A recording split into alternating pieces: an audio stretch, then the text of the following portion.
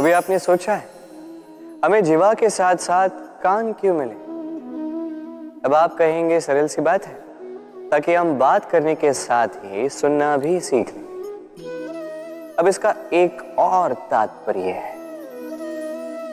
पहले मुझे बताइए, स्वयं की प्रशंसा सुनना किस किस को अच्छा लगता है? सभी को अच्छा लगता है। अब यही है सार।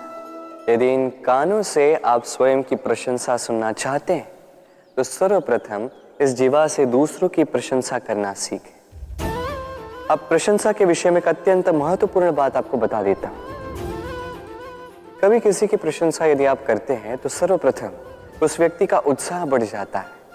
तत्पश्चात स्वयं यदि झांक कर देखें तो इस मन में भी संतोष और प्रसन्नता आ जाती है। और एक बार ये मन प्रसन्नता से भर जाए, तत्पश्चात कोई प्रशंसा करे या ना करे, कोई अंतर नहीं पड़ता। इसलिए सदैव दूसरों का मान करें, आदर करें, उनकी प्रशंसा करें, प्रसन्नता बांटें। जिनमें जो भी अच्छाइयां हैं उन्हें बताएं, उन्हें स्मरण करवाएं कि वो भी अच्छे हैं। उनका उत्साह बढ़ाएं, वो जीवन में आगे बढ़ेंगे और ये जीवन आपको कभी पीछे नहीं रहने देगा। क्या आपने कभी दर्पण देखा है? क्या हम में से ऐसा कौन है जिसने दर्पण नहीं देखा? सभी ने दर्पण देखा है, दर्पण में स्वयं का प्रतिबिंब भी देखा है। किंतु किसने सोचा कि उस दर्पण के पीछे क्या है, उस प्रतिबिंब के पीछे क्या होगा? होता कुछ ऐसा है कि उस कांच के पीछे एक धातु की परत चढ़ाई जाती है, जिस कारण से जब हम देखते हैं तो हमें अपना प्रतिबिंब दिखता है। अर्थात कांच को कुछ इस प्रकार कर दिया गया है कि प्रकाश जिस ओर से जाता है उसी ओर पुनः वापस लौट के आता है, तभी वो दर्पण कहलाता है। यही है जीवन का सत्य भी। यदि हम अपना पूरा ध्यान केवल लक्ष्य की ओर केंद्रित करते हैं, यहां वहां नहीं भटकते हैं, तो न केवल हम अपना लक्ष्य प्राप्त करने में सफल होते हैं, बल्कि हम दूसरों का मार्गदर्शन करने में भी सफल होते हैं। तो क्या आप बनना चाहेंगे ऐसा व्यक्तित्व? चयन आपका है। पाना और खोना दोनों जीवन के अभिन्न अंग हैं। हम कुछ पाते हैं, कुछ खोते भी हैं। कुछ स्वप्न साकार होते हैं, कुछ लक्ष्य अधूरे भी छूट जाते हैं। जीवन में ये होता ही है, हर एक के जीवन में होता है। किंतु जब भी हम किसी से मिलते हैं, हम कौन सी बातें करते हैं? हम उसी की बात करते हैं जो हमने खोया है। स्वयं भी दुखी होते हैं, सामने वाले के मन को भी दुखी कर जाते हैं। इससे कुछ विपरीत करने का प्रयास कीजिए, सकारात्मक बनने का प्रयास कीजिए। ध्यान उसी पर दीजिए, स्मरण केवल उसे ही कीजिए, महत्व उसी को दीजिए जो आपके पास है। जो आपके पास नहीं, उसकी आस में त्रास क्यों सहना? उसी की गिनती कीजिए जो आपके पास आज यहां वर्तमान में है। जैसे मैं कंस मामा की गिनती नहीं करता जिन्होंने मेरा बालपन झंझोड़ा। मैं गिनती करता हूं यशोदा मैया की, मेरे बलराम दाऊ की, मेरी राधे की, जिन्होंने मेरा जीवन संजोया। सोच, ये सोच सच बनकर सामने आती है, ये कठोर सत्य है। क्योंकि सोच ही वो बीज है जो सत्य रूपी पौधे को जन्म देता है, उसे विकसित करता है। अब सोचिए, यदि ये बीज ये अकड़े का हुआ तो ये छाया नहीं, ये केवल कांटे देगा। वही यदि ये बीज बरगद का होगा तो वो एक ऐसे वृक्ष में विकसित होगा जो अनेक वर्षों तक अनेक पीढ़ियों को छाया देगा, पंछियों को घर देगा। उसी प्रकार ये सोच, यदि ये सोच छोटी सोच हुई तो आपको शंकाएं ही देगी। यदि ये सोच बड़ी हुई तो आपको समाधान देगी। तो सोच समझकर अपनी ये सोच चुनिए। ये सोच आपको शंका भी दे सकती है, समाधान भी दे सकती है। क्या चुनेंगे आप, शंका या समाधान? छोटी सोच या बड़ी सोच? चयन आपका है। जीवन और मृत्यु दोनों जीवन के दो अटल सत्य। जिसने जन्म लिया है उसे मृत्यु प्राप्त होनी है, यही नियति। अब एक बात है, मृत्यु सभी को आती है, जीवन जीना सबको नहीं है। समस्त जीवन व्यतीत कर जाते हैं किंतु जीवन जी नहीं पाते, समझ ही नहीं पाते करना क्या है। जीवन जिए तो जिए कैसे?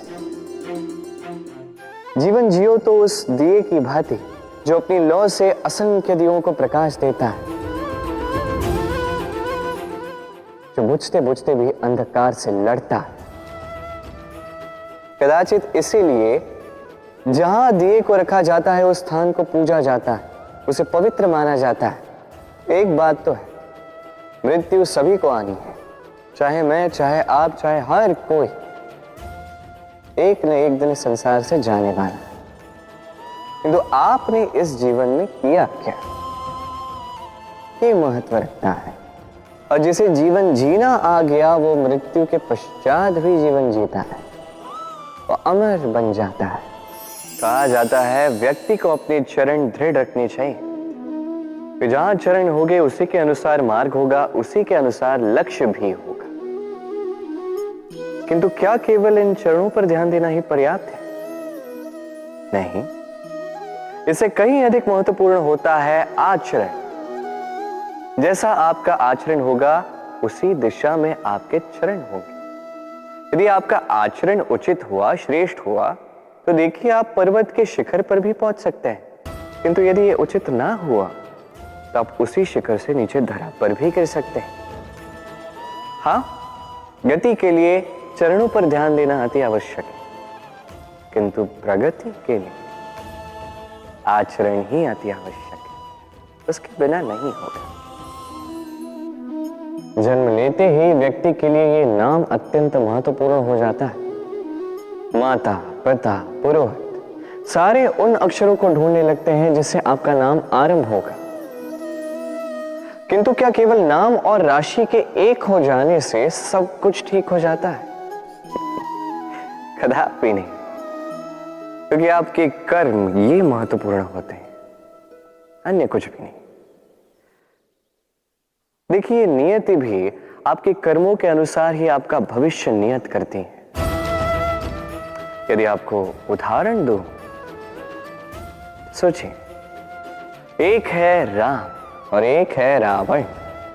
दोनों का नाम आरंभ होता है रा से, किंतु एक को मिला भयानक अंत और एक समस्त ब्रह्मांड के अंतर्मन में बस गया। तो स्मरण रखिएगा, ये नाम नहीं, ये कर्म श्रेष्ठ है। यदि आपके कर्म श्रेष्ठ रहे तो आपका नाम कुछ ऐसा बनेगा कि संसार में कोई मिटा नहीं पाएगा। कई बार जब हम कर्म करते हैं, सफलता प्राप्त करते हैं, कठिन परीक्षाओं पर उत्तीर्ण होते हैं, बड़े कार्य करते हैं, हमें लगता है कि संसार से थोड़ी प्रशंसा हमें मिलनी चाहिए, अच्छा लगता है। कई बार हमें लगता है ये हमारे कर्मों का फल भी है, हमें आनंद देता है। किंतु जब हमें ये प्रशंसा नहीं मिलती तब क्या होता है? हम दुखी हो जाते हैं, टूट जाते हैं। ऐसा लगता है किसी को हमारी चिंता ही नहीं है, ऐसा लगता है हमारे आनंद में किसी और को आनंद मिलता ही नहीं है। अनेक विचार आते हैं। किंतु मैं आपसे एक प्रश्न पूछता हूं, अब जो भी कार्य करते हैं, जो भी कर्म करते हैं, क्या केवल प्रशंसा के लिए करते हैं? यदि ऐसा है तो इस विचार को यहीं त्याग दीजिए, क्योंकि ये प्रकृति ये हमें कुछ और सिखाती है।